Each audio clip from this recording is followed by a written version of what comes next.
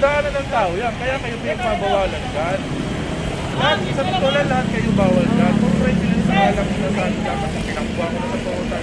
Diba? Yung kasalanan natin, huwag na tayo malilitang pa. Ito ngayon, malaking bad paper ang ano. Focus kaya natin yan kasi magagamit niya pa yan eh. Oo. Paano dun sa mga hindi marunong tumingin, hindi marunong mag-verify, so makakaligtas pa rin sa pamilya. Mga kasama ngayon, nandito tayo sa may West Avenue at dito yung subject operation. Kung makikita nyo, isang taxi driver ngayon ang hinintuan dahil naka-illegal parking siya. At meron din doon, no? Balikan natin to. Saan natin, nandito Sir Joey. Sama na Sir Joey ngayon. Ito, uminto siya rito sa mga terminal.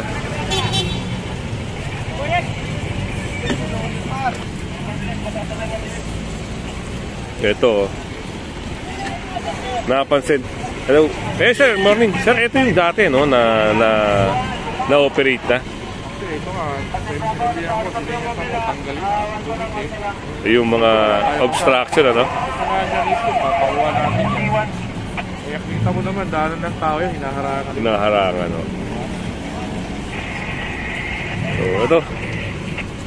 Sunod lang tayo, no? Kung ano yung ito yung motor. Napansin din, sir, yung tricycle. Kasi ito, daanan na rin tao to. Sidewalk. Ay hinaharangan nila.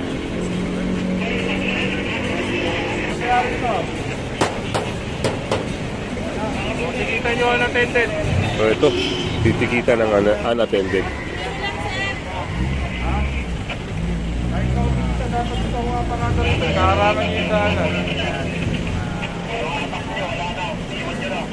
Wala nang daraanan ng tao. Laging nakabalandra na lang itong motorsiklo na ito.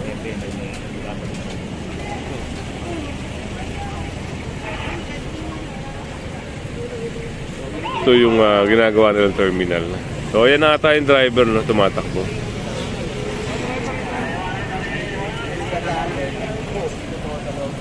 Hindi sabihin ka pag hindi ang harangan mo yung daanan ng tao.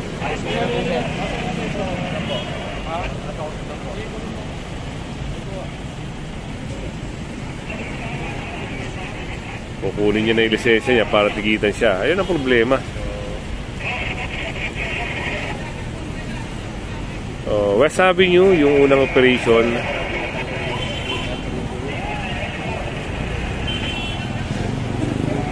Hintayin lang natin yung ano, no, yung driver nito. At ito, baka matauto pag hindi ano, no, hindi mag-surrender ng lisensya ito.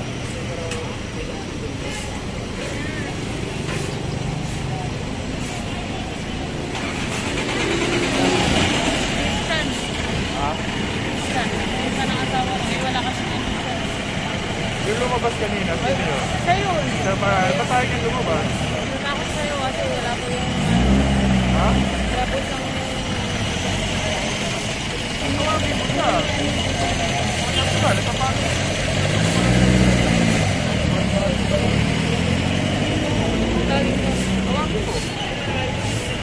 So natatakot pala si kuya. Ayun ang paliwanag ni ate. Pag pinahimpang ko to. Walang lisensya pala kuya. Wala daw pala lisensya. Ayun ang isang malaking problema. Akala natin may lisensya, may mga may-ari nito. Pero titignan natin, no, kung anong mangyayari. So ito mga sama, ito lumabas na yung driver, no. Ha? Hindi naman ako mabiyahe sa ligarahe. Sino naglagay niya dyan? Ako. So ikaw, ibig sabihin, hindi ka pa pwede mag-drive. Ako. Sino kasama mo nung kumarahin ka dyan? Ako lang. So ibig sabihin, nag-drive ka na yan ang lisensya mo. Dapat may kasama ka kung pwede mag-drive ka dyan. Ha? Ay ito, mali yung katwiran mo kuya eh. Hindi pumubuntis ang asawa mo, ipapagawin mo yung illegal na pagmamaneho. Hindi mo ba alam na mas pinalalaki mo problema mo? Paano kung halimbawa makabangga ka, kaya ng sura ng lisensya mo? Sa tingin mo ba makakatulong sa asawa mo? Hindi. Kasi pwedeng ma-impound yan. Ha?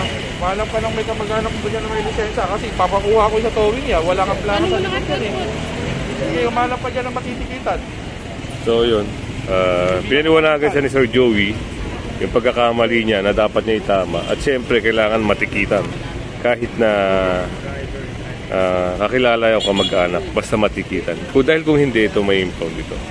Ang hawak niya lang pala ay student driver license.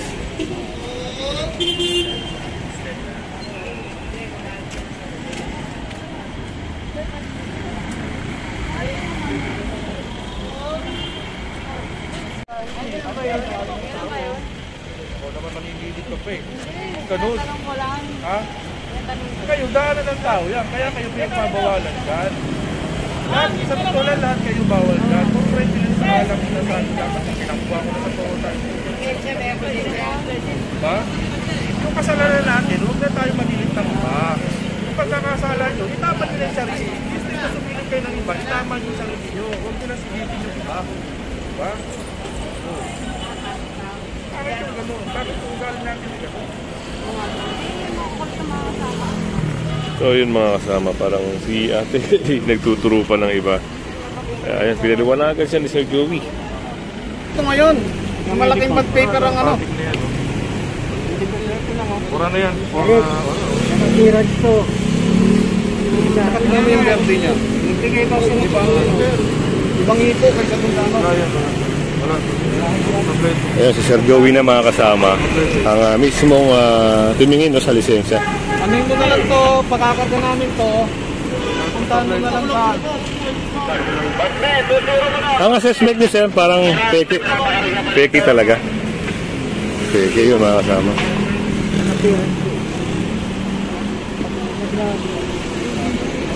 Ayan, titignan ni Sir Joey, no? Baka meron siyang pan-detect sa scanner.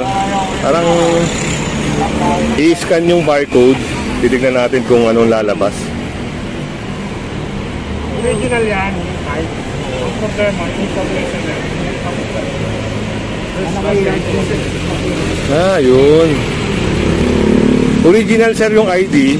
Ay, yung sinasabi ni Sir mo. Original yung file.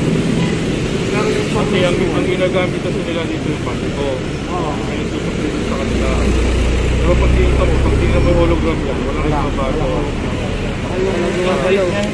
At saka tingnan mo, saan mo yung ano ng LTO, yung pinaka dapat lalabas yung dalawang pati lalabas siya. LTO logo at saka yung ano.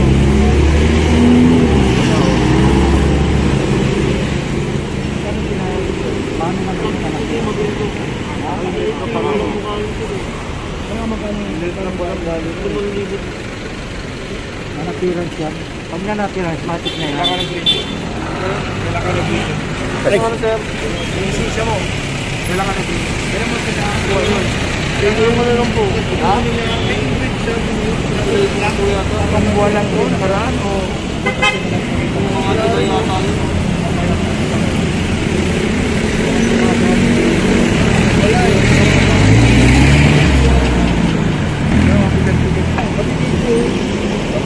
Kailan ka nag-iinyo ko yun? Ito lang po ano. Ha? Ay. Natulog-leg ko. Ano mo na?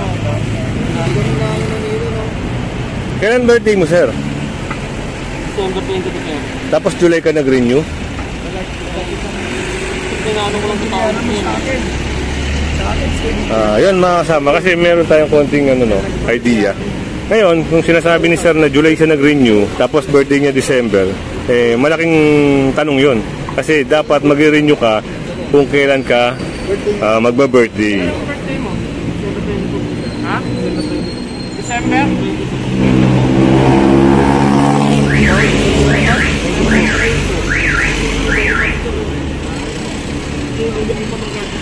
Hinulugan nila. Pag mga ano?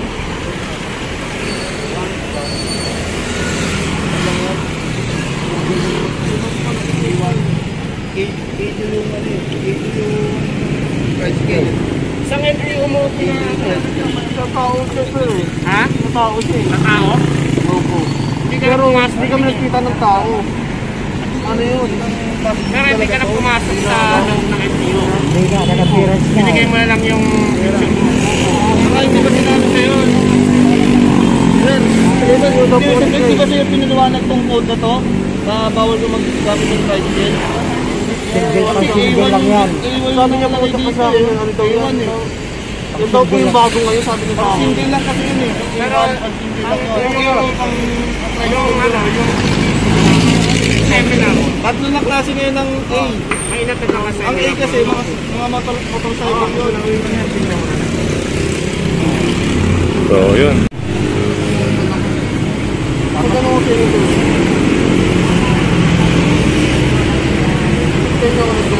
Baka naman nandun sa'yo yung original mo, pati mo. Pag-brazo, wala ko yung dito.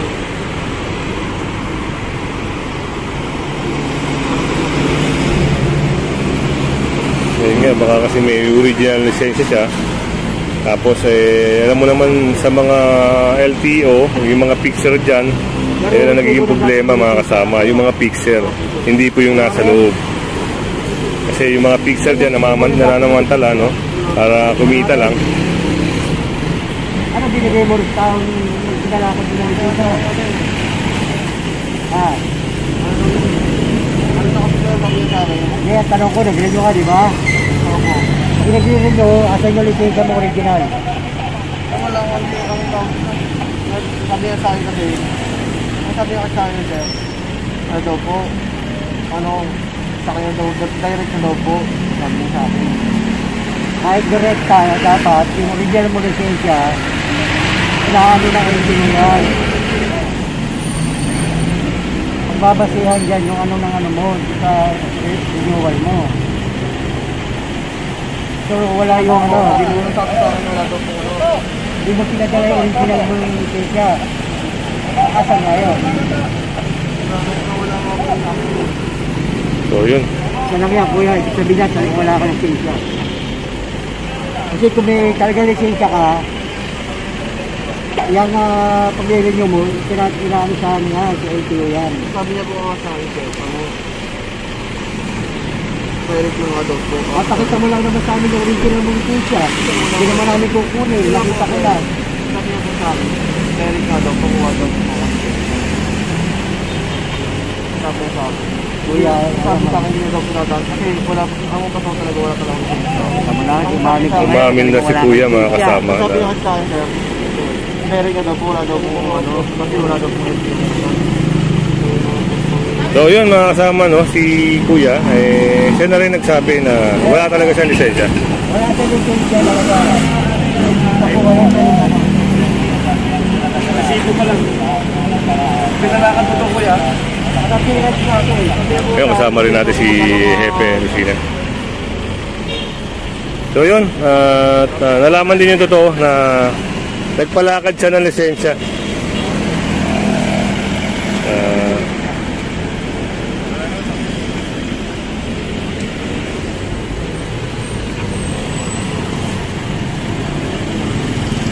Na lumabas sa lisensya mo, no record found.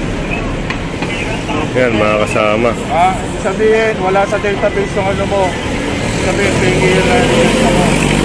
No record found. Yan. Si Sir na rin na nag-verify sa LTO mga kasama. Si Sir Joey na. Lisensya mo, ma'am. So talagang hindi pumasok yan. Pagka pinalakan mo talaga yan. So yun.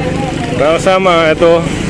Ang pagkakalam natin dyan. Sir, pag mga ganun po na lisensya, kukumpiskahin na rin yun. Yes, kinukumpis kaya natin yan kasi magagamit niya pa yan eh. Oo. Eh, paano dun sa mga hindi marunong tumingin, hindi marunong mag-verify, so makakaligtas pa rin siya, hindi siya matitikitan. Yun. So kaya pinapakumpis ko sa tao yung mga ganun lisensya. Okay, mga kasama. At Sa mga totoo lisensya. yun. Dahil nga marunong si Sir Joey, dahil ito yung kanilang profesyon, no? Talagang bine-verify nila kung peke o hindi. Eh yun. Kukunin na yung lisensya ni Kuya. At ito. Yan. May sasakay din, oh, may impound din gawa ng wala atang rehistro o walang lisensya. Parang ito yung gagawa na ng checklist. Yung isa nasakay na mga kasama, nandun na yung isang kanina.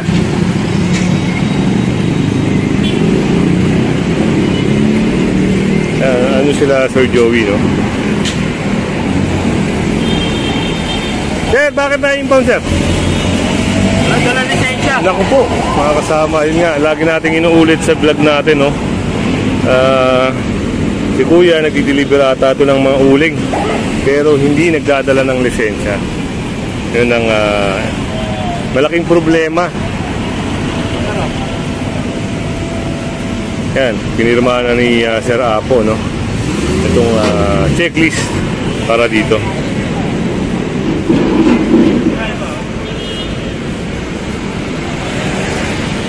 At binigay na rin sa kanya. I-number kayo rito, sir? Ito. Ito yung contact number nila. Tapos ito yung address. Bago kayo pumunta, tawagan nyo muna. Ang pinaka-magandang daanan yan. Itong address na tatasan. Pwede rin kayo tumahan sa UP.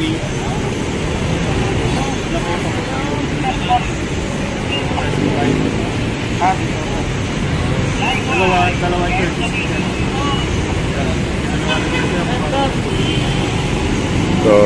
So sasakay na.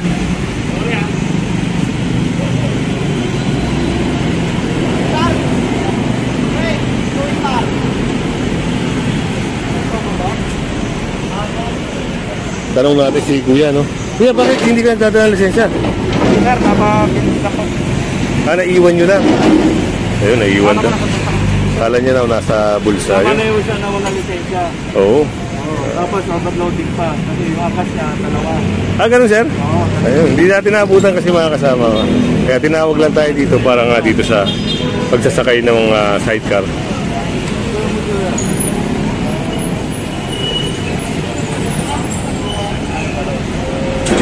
Ito yung contract company. Ito yung contact namin.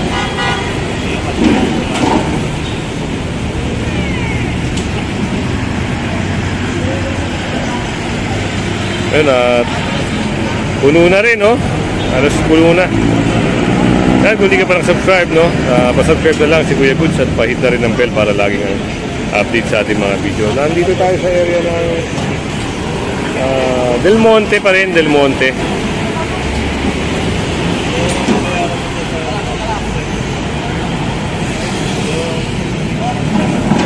Yun, naisakay na.